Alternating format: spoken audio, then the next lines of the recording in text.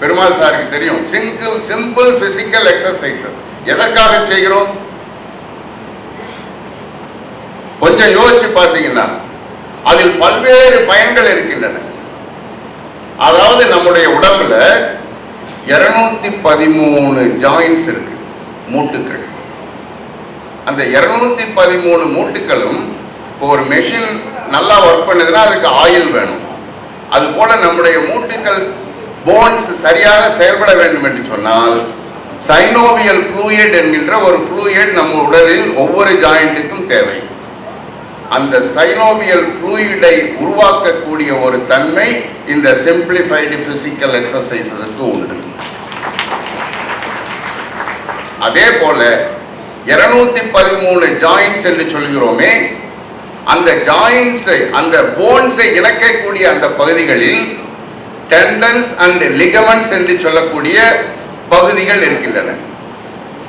அதாவது நீங்க மசில நீங்க நீட்டலாம், ஆனால் அது மறுபடியும் என்ன ஆயிடும்னா சுருங்கிடும். ஆனால் இந்த டெண்டன்ஸ் அண்ட் லிகமெண்ட்ஸ் நீங்கள் அந்த பயிற்சிகள், கைப்பயிற்சிகள், கால் பயிற்சிகள் செய்யும் பொழுது அந்த டெண்டன்ஸ் அண்ட் லிகமெண்ட்ஸ் விரிந்து கொடுக்கும் பொழுது உங்களுடைய வாழ்க்கையில நீங்க 5.5 அடி தான் இருப்பீங்க அப்படின்னு ஒரு முடிவு இருந்திருந்தால் அது 6 அடி வரைக்கும் உயரக்கூடிய ஒரு தன்மை அந்த கை கால் பயிற்சிகளுக்கு உண்டு என்பதை இந்த நேரத்தில் தெரிவித்துக் கொள்ள ஆசை. அது மட்டுமல்ல, நம்ம உடம்பு வெளியே அழுக்கு இருந்தா குளிக்கிறோம். அதுவே உடம்புக்குள்ள அழுக்குகள் இருந்தா,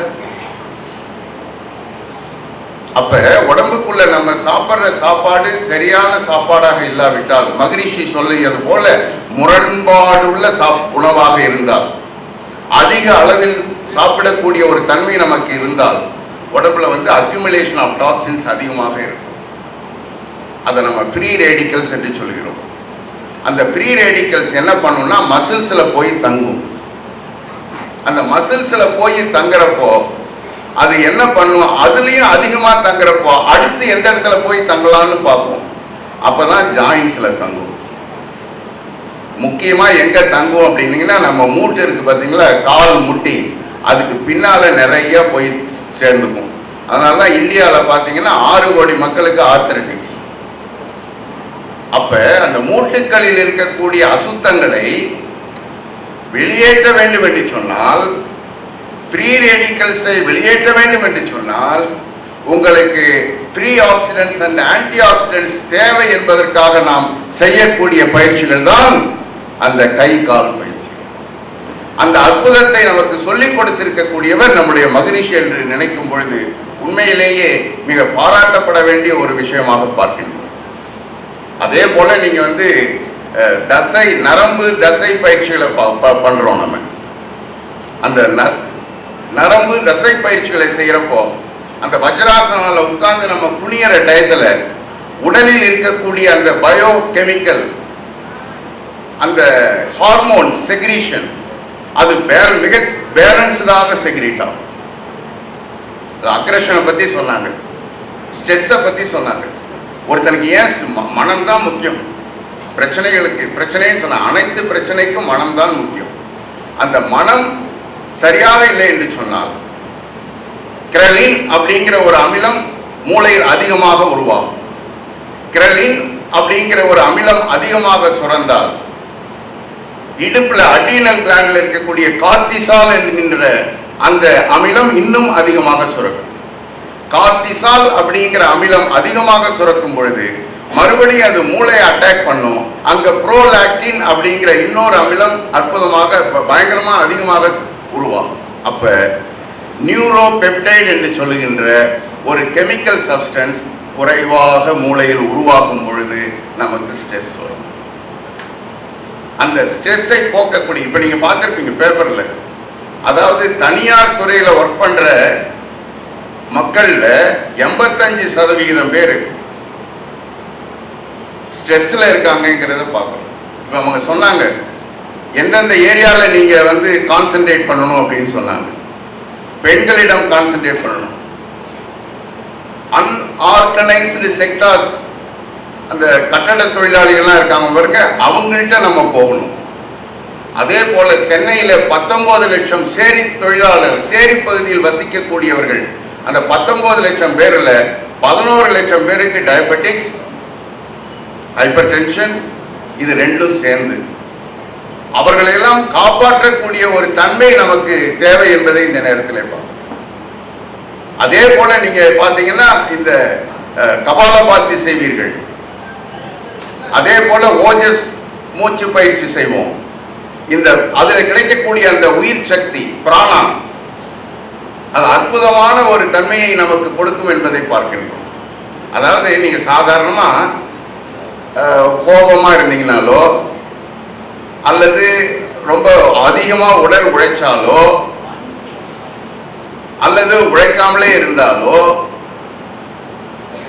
அல்லது இந்த விளையாட்டு வீரர்கள் மாதிரி ரொம்ப அடிக்கடி ஓடிக்கிட்டு இருந்தாலோ நம்முடைய லங்ஸ் இருக்கு பாருங்க, நுரையீரல், அதனுடைய மேல் பகுதி மட்டும்தான் ஒர்க் பண்ணும். நம்ம கீழ்ப்பகுதியை பத்தி கவலையே படுறதில்லை.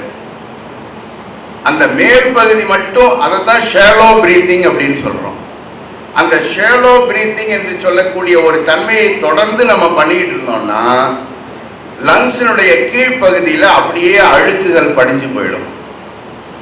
அப்படி அழுக்குகள் படிஞ்சு போயிடுச்சுன்னா அதுலதான் இந்த ஆஸ்மா, டிபி இதெல்லாம் வருது. ஒரு நிமிஷத்துக்கு ஒரு இந்தியன் டிபி நோயால் இறந்து போகிறார். அப்ப இந்த ரெஸ்பிரேட்டரி டிசார்டர்ஸை போக்க வேண்டும் என்று சொன்னால் இந்த மகரிஷியினுடைய பயிற்சிகளை நாம் மேற்கொள்ள வேண்டும் என்பதை பார்க்கிறோம். அதே போல மனம், தியானம், தாயுமானவர் ரொம்ப அழகா சொல்றார். நீங்க ஒரு மதம் பிடித்த யானையை கூட நீங்க அடக்கிவிட முடியும். கொடிய மிருகங்களான அந்த கரடியோ அல்லது அந்த புலியினுடைய வாயை கூட நீங்க பிளந்து விட முடியும். கொடிய மிருகமான சிங்கத்தில் கூட நீங்க ஏறி உட்கார்ந்துட்டு போக முடியும். பாம்போட கூட நீங்க விளையாட முடியும். தண்ணியில நடக்க முடியும். தீயில வாழ முடியும். ஆனால் ரொம்ப கஷ்டமானது என்ன தெரியுமா? மனதை கட்டுப்படுத்துவது. அந்த மனதை கட்டுப்படுத்தக்கூடிய ஒரு தன்மை இந்த தியான பயிற்சிகளுக்கு உண்டு என்பதை பார்க்கிறேன். ஒரே ஒரு காலம் கருதி ஒரு முக்கியமான கான்செப்ட் சொல்றேன். வின்கான்சின் மாடிசான் யூனிவர்சிட்டி என்று சொல்லக்கூடிய கலிபோர்னியாவில் இருக்கக்கூடிய அந்த ஒரு பல்கலைக்கழகத்தினுடைய சமீபத்திய ஆராய்ச்சியின்படி நீங்கள் தியானம் செய்கிறீர்களேனால், பொதுவாகவே நம்ம பிரெயின் தான் முக்கியம். It is the pathway of body and mind. அந்த பிரெயின் என்று சொல்லக்கூடிய அந்த பிரெயின்ல ஏதாவது குளறுபடிகள் இருந்தால், அதனுடைய அமைப்புல ஏதாவது கொஞ்சம் சேஞ்சஸ் இருந்தால், அந்த சேஞ்சஸை இயற்கையாகவே மாற்றி காட்டக்கூடிய ஒரு திறமை இந்த தியான பயிற்சிகளுக்கு உண்டு என்பதை பார்க்கிறோம். அதைத்தான் இங்கிலீஷ்ல சொல்றான் நியூரோ பிளாஸ்டிசிட்டி அப்படின்றான். அந்த நியூரோ பிளாஸ்டிசிட்டி இயற்கையாகவே நடக்கும் என்பதை பார்க்கின்றோம் இந்த தியான பயிற்சிகளின் மூலமாக.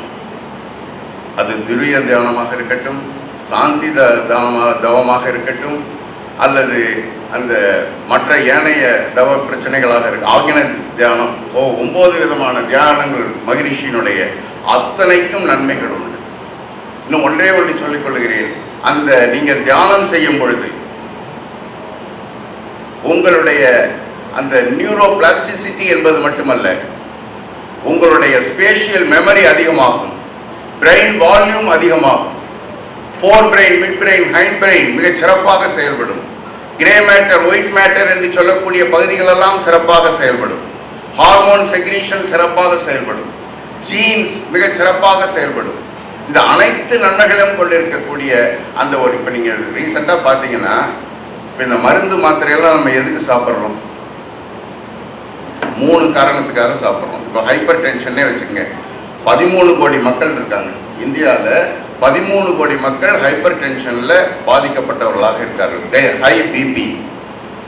அவங்க ஒரு நாளைக்கு ஒரு மாசத்துக்கு 2000 ரூபாய் செலவு பண்ணணும். அப்பதான் அவங்களால தாக்கு பிடிக்க முடியும். இங்க நம்ம இலவசமா சொல்லித்தரோம். அது ஒரு பக்கம் இருக்கட்டும். அப்ப இந்த மருந்து மாத்திரைகள் எதற்கு சாப்பிடுகிறோம் என்று சொன்னால் 3 விஷயத்துக்காக சாப்பிட்றோம். ஒன்று நல்ல ரத்தம் போகக்கூடிய இரத்த குழாய் வந்து விரிஞ்சு கொடுக்கும் மருந்து மாத்திரை சாப்பிட்டா ஃபர்ஸ்ட். ரெண்டாவது வந்து நம்ம உடம்புல இருக்கக்கூடிய வாட்டர் லெவல், சால்ட் லெவல் வந்து அதிகமாக இருக்கும், அதை சமநிலைப்படுத்துறதுக்கு மருந்து மாத்திரை சாப்பிடணும் ரெண்டாவது. மூணாவது இந்த ஸ்ட்ரெஸ்ன்னு சொன்ன பார்த்தீங்களா, அந்த ஸ்ட்ரெஸ்ஸை போக்கக்கூடிய இந்த 3 விஷயத்துக்காக தான் அலைன்னு அலையிறோம், நிறைய செலவு பண்றோம். ஆனா எந்த செலவும் இல்லாமல் இந்த 3 தன்மைகளை இயற்கையாகவே சரிபடுத்தக்கூடிய ஒரு தன்மை மகரிஷி அவர்களுடைய தியான பயிற்சிகளுக்கு உண்டு என்பதை இந்த நேரத்தில் உங்களுக்கு தெரிவித்துள்ளார். குறிப்பாக புல்லு சாப்பாடு மகரிஷி ரொம்ப அழகா சொல்றாரு. நீங்க என்னுடைய பயிற்சிகளை எடுத்துக்கிட்டீங்கன்னா 3 மாசத்துல 2 பங்கு தான் சாப்பிடுவீங்க, அதிகம் சாப்பிட மாட்டீங்க. 1 வருஷம் தொடர்ந்து பண்ணீங்கன்னா 50% தான் சாப்பிடுவீங்க. அதிகம் சாப்பிடக்கூடாது. நம்ம அதிகம் சாப்பிட்டோம்னா மெட்டபாலிசம் அதிகமாகும். மெட்டபாலிசம் அதிகமாக இருந்தால் வயசான தோற்றம் நமக்கு கிடைக்கும். இப்போ சார் சொன்னாங்கல்ல 29 வயசு, அதுக்கு காரணம் அதுதான். அவருடைய பிராணா வந்து சாப்பாட்டில் இல்லை, தியானத்தின் மூலமாக ஆன்மீகத்தின் மூலமாக நிறைய பிராணாஸ் கிடைக்கும் பொழுது அவர் இளமையாக இருப்பதற்கு அது பயன்படுகிறது அப்படிங்கிறத பார்க்கணும். அந்த விஷயத்தில் சாப்பாட்டு உங்களுக்கு ஒன்று சொல்லிக்கொள்ள ஆசைப்படுகின்றேன். மனுஷனுக்கு இருக்கக்கூடிய பிரச்சனைகள் எல்லாம் 83% பிரச்சனைகள் சாப்பாட்டிலேயே சரி பண்ணிடலாம். 52% பிரச்சனைகள் நம்ம இதை வச்சு பார்க்கணும், அதாவது எக்ஸசைஸ் மூலமாக பண்ணணும். அப்போ சாப்பாட்டை சரி பண்ணலாம். அதுதான் சொல்றது.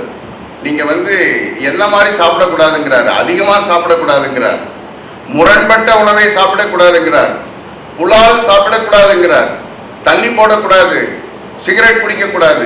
இதையெல்லாம் நீங்கள் தவிர்த்தீர்களே ஆனால் லோமா லிண்டா என்ற பல்கலைக்கழகத்தினுடைய ஆராய்ச்சியின்படி உங்களுடைய வாழ்நாள் 7.5 வருஷம் அதிகமாக இருக்கும். உங்களுடைய வெயிட் 13 கிலோ குறைவாக இருக்கும். 5 பாயிண்ட்ஸ் BMI என்று சொல்கிறோம், பாடி மாஸ் இண்டெக்ஸ், அது 5 குறைவாக இருக்கும். இதெல்லாம் இருந்தால் அவன் ஆரோக்கியமாக இருக்க முடியும். அந்த ஆரோக்கியத்தை கொடுக்கக்கூடியது மகரிஷியினுடைய உணவு வகைகள் என்று சொன்னால் சால பொருத்தமாக இருக்கும். அதே போல் லேடிஸ் யோக ரகசியா என்று சொல்லக்கூடிய நாதமுனி என்கின்றவர், அவர் தான் முதல் லேடிஸுக்கு அதிக முக்கியத்துவம் கொடுத்தவர். வேத காலத்துல எல்லாரும் ஈக்குவலா இருந்தோம், நம்ம எல்லாருமே ஈக்குவலா இருந்தோம். ஆனா ஃபாரினர்ஸ் படையெடுத்து வந்தப்போ அந்த பெண்களை பாதுகாக்கக்கூடிய ஒரு தன்மை நமக்கு வந்தப்போ அவங்கள உள்ள அடைச்சி வைக்க ஆரம்பிச்சோம். அப்புறம் அப்படியே பழகிடுச்சு. அப்ப அந்த பெண்களினுடைய உரிமைக்காக நவீன காலத்தில் நாதமுனிக்கு பிறகு முக்கியத்துவம் கொடுத்தவர் நம்முடைய மகரிஷி என்று சொன்னால் அது உண்மையாக இருக்கும். அந்த மகரிஷி இப்ப நீங்க பாத்தீங்கன்னா, இப்ப சமீபத்தில் வர பேப்பர் இதெல்லாம் பாத்தீங்கன்னா 100க்கு 90% ஒர்க் பண்றவங்க, ஒர்க் பண்ணக்கூடிய ஒர்க்கிங் கிளாஸ் லேடிஸ் 100க்கு 90 பேருக்கு இர்ரெகுலர் பீரியட்ஸ் இருக்கான். ஐடி கம்பெனியில் ஒர்க் பண்ணக்கூடிய பெண்களுக்கு 20 வயசுலயே மெனோபாஸ் ஸ்டேஜ், அதாவது மென்சஸ் நின்று போயிடுது, குழந்தை பெறக்கூடிய பாக்கியம் இல்லை. 60 லட்சம் லேடிஸ் குழந்தை பெற முடியாத நிலையில் இருக்கிறார்கள். ஒட்டு மொத்தமாக பார்த்தீங்கன்னா 100க்கு 83% லேடிஸ் எந்த எக்ஸசைஸுமே செய்யறதில்லை. இதுதான் உண்மை நிலை. அப்ப இந்த தன்மைகளை போக்கக்கூடிய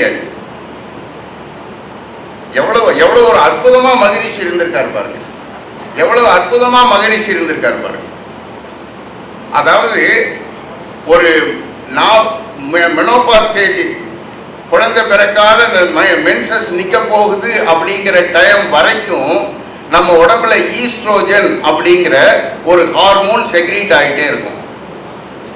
என்னைக்கு அந்த ஈஸ்ட்ரோஜன்கிற ஹார்மோன் செக்ரீஷன் நிக்குதோ அன்னைக்கு மெனோபாஸ் ஸ்டேஜ் வரும். என்னைக்கு அந்த ஈஸ்ட்ரோஜன்கிற அந்த ஹார்மோன் நிக்குதோ அப்பதான் அந்த லேடிஸுக்கு என்னென்ன வியாதி தங்கிட்ட இருக்குன்னு தெரியும். அது வரைக்கும் தெரியாது. டயபெட்டிக்ஸ் இருக்கா தெரியாது, ஹைப்பர் டென்ஷன் இருக்கா தெரியாது. என்னைக்கு அந்த ஈஸ்ட்ரோஜன் ஸ்டாப் ஆகுதோ அப்பொழுது அது அதிகமாக இருக்கும் என்பதை பார்க்கும். அப்ப கண்டிப்பாக பெண்கள் இந்த மகரிஷியினுடைய பயிற்சிகளை மேற்கொள்ள வேண்டும் என்று இந்த நேரத்திலே தெரிவித்துக் கொள்ள ஆசைப்படுகிறேன். ஆக ஒட்டுமொத்தமா பார்த்தீங்கன்னா எதற்காக இந்த மகரிஷியினுடைய பயிற்சிகளை செய்யறோம்னு பார்த்தீங்கன்னா அதைத்தான் சொல்றாரு, ரியலைசேஷன் ஆஃப் கான்சியஸ்னஸ் அப்படிங்கிறார். சமாதி ஸ்டேட்னு சொல்றாங்க இல்லையா, அந்த சமாதி ஸ்டேட்ங்கிறதுக்கு அவர் என்ன சொல்லக்கூடிய கருத்து என்ன, ரியலைசேஷன் ஆஃப் கான்சியஸ்னஸ். அதை நீங்கள் எட்ட வேண்டும், அந்த தெய்வீகத்தை அடைய வேண்டும் என்று சொன்னால், அந்த பிளிஸ்ஃபுல் ஸ்டேட்டை அடைய வேண்டும் என்று சொன்னால், நீங்கள் செய்கின்ற மகரிஷியினுடைய பயிற்சிகள் உங்களுடைய குண்டலினி சக்தியில் இருக்கக்கூடிய செரிப்ரோ ஸ்பைனல் ஃப்ளூயிட் என்கின்ற ஒரு அமிலத்தை அப்படியே தலைக்கு கொண்டு போகும். தலைக்கு கொண்டு போகிறப்போ ஹைப்போக்ரைட்டின், மெலனின், ஆனந்தமைன் என்கின்ற மூன்று கெமிக்கல் சப்ஸ்டன்ஸ் உருவாகும். அப்போ உருவாகும் பொழுது மகரிஷி என்ன தெய்வீக நிலையில் இருந்தாரோ அந்த தெய்வீக நிலை உங்களுக்கும் கிடைக்கும் என்பதை இந்த நேரத்திலே தெரிவித்துக் கொண்டு, ஒரு கிளாஸ்ல ஒரு தமிழாசிரியர் பாடம் எடுத்தார். ஒரு கவிதை சொன்னார். மழைக்காலம் வந்தது, குடை வாங்க வேண்டும் என்று நினைத்தேன், மழைக்காலம் போயிற்று. குளிர்காலம் வந்தது, கம்பளி வாங்க வேண்டும் என்று நினைத்தேன், குளிர்காலம் போயிற்று. வெயில் காலம் வந்தது, செருப்பு வாங்க வேண்டும் என்று நினைத்தேன், வெயில் காலம் போயிற்று. உடனே ஒரு பையன் எழுந்திருச்சான், சார் மீதியை நான் சொல்லி முடிச்சுட்டாங்க. வாத்தியாருக்கு ரொம்ப ஆச்சரியம், ஏன்னா நம்ம சொல்லிட்டு இருக்கோம், அவன் சொல்றான்னு. சொல்லு தம்பின்னாரு. அவன் சொன்னான், தேர்வு காலம் வந்தது, தேர்வு எழுத வேண்டும் என்று நினைத்தேன், தேர்வு காலம் போயிற்று. அதுபோல சாயங்காலம் வந்தது, அது காலை பொழுது வந்தது, மகரிஷியினுடைய பயிற்சிகளை செய்ய வேண்டும் என்று நினைத்தேன். அப்படி இல்லாமல் பெரியவர்கள் சொல்லியது போல தினமும் பயிற்சிகளை மேற்கொள்ள வேண்டும். சிலருக்கு மல்லிகை பிடிக்கும், சிலருக்கு முல்லை பிடிக்கும், சிலருக்கு மா பிடிக்கும், சிலருக்கு பலா பிடிக்கும், சிலருக்கு மழை துளி பிடிக்கும், சிலருக்கு பனி துளி பிடிக்கும். மகரிஷியினுடைய பயிற்சிகளையும் எண்ணங்களையும் நிறைவேற்றி பாருங்கள், உங்களுக்கே பிடிக்கும் என்று வேண்டி விரும்பி கேட்கிறேன். நீங்கள் போகும் பாதையெல்லாம் மேகம் குடைபிடிக்கட்டும், பார்க்கும் பார்வையிலெல்லாம் வண்ணப்பூக்கள் மலரட்டும், பாதம் படுமெல்லாம் பச்சைப்புல் வளரட்டும், தாகம் எடுக்கும் போதெல்லாம் தண்ணீர் அருவியாக கொட்டட்டும். உங்களுடைய வாழ்க்கை அனைத்து நலன்களையும் பெற்று சீரும் சிறப்புமாக விளங்கட்டும் என்று வேண்டி விரும்பி கேட்டுக்கொண்டு விட வருகிறேன்.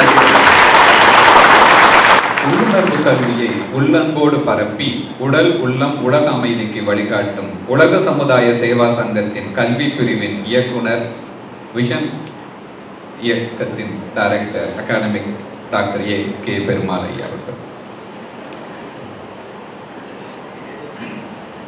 வாழ்க வையகம், வாழ்க வையகம், வாழ்க வளமுடன். குரு வாழ்க, குருவே துணை. மதிப்பிற்கும் அன்பிற்கும் உரிய மேடையில் அமர்ந்திருக்கக்கூடிய சான்றோர் பெருமக்களே, இந்த கூட்டத்திலே வந்து திரளாக கலந்து கொண்டிருக்கும் அன்பிற்குரிய சகோதரர்களே, உங்கள் அனைவருக்கும் பணிவான வணக்கத்தினை சமர்ப்பிக்கக்கூடிய மகிழ்ச்சி அடைகிறேன். இந்த 25ஆம் ஆண்டு விழாவை கொண்டாடி கொண்டிருக்கிற அறக்கட்டளையாளருக்கு என்னுடைய நன்றிகளை, வாழ்த்துக்களை தெரிவித்து மகிழ்கிறேன்.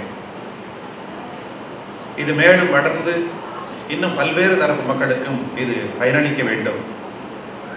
ஒரு சிற்சபை என்ற ஒரு மனிதன் செய்த முயற்சி இன்று அவர் மூலமாக ஒரு 25 தவமயங்கள் உருவாகி இருக்கிறது என்று கேள்விப்படுகின்ற போது மனதிற்கு ஒரு மிகவும் மகிழ்ச்சியாக இருக்கிறது. ஒருவர் செய்த ஒரு ஆழமான முயற்சி, ஒரு தியாகம், இத்தனை தவமயங்கள் உருவாகி இருக்கிறது. ஆகவே இன்னும் இது வளர்வதற்கு நீங்கள் இத்தனை பேர் கூடியிருக்கிறீர்கள். உங்கள் மூலமாக இன்னும் இது நிறைய வளர்ச்சியை காண வேண்டும். இந்த யோகமும் மனித மாண்பும் என்ற ஒரு கல்வி அருட்தந்தை வேதாத்ரி மகரிஷி அவர்கள் இது பள்ளிகளுக்கும் கல்லூரிகளுக்கும் பல்கலைக்கழகங்களுக்கும் மாணவர்களுக்கும் இளைஞர்களுக்கும் செல்ல வேண்டும் என்று சொல்லி விரும்பினார்கள். அது இன்று நடைபெற்றுக் கொண்டிருக்கிறது. பல்வேறு பல்கலைக்கழகங்கள் மூலமாக இன்று நாம் இந்த பயிற்சியை கொடுத்துக் கொண்டு வருகிறோம். நமக்கெல்லாம்